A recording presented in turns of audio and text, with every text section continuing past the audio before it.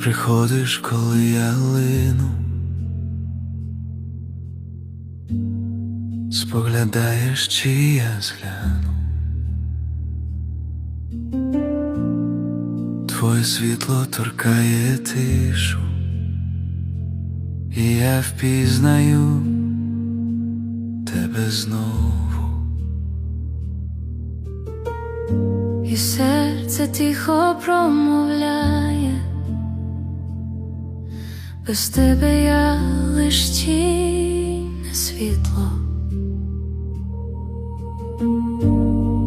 Але я ще такий слабкий, не вмію йти без страху, боюсь доторку твоєї правди.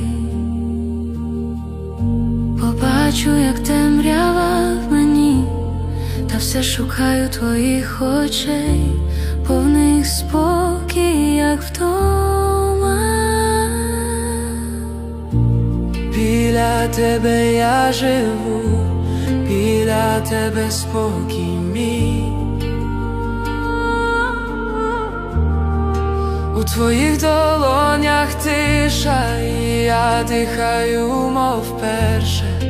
Біля тебе я живу, бо ти мій дім і віра.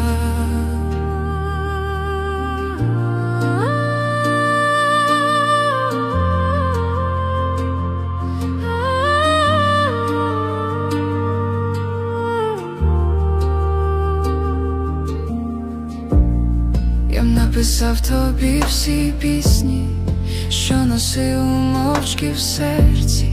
Твоя любов, мій єдиний голос, що не згасає у темряві, навіть коли мовчить земля.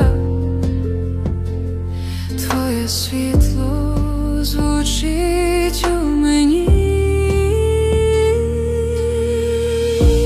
Біля тебе я живу, біля тебе спокій мій.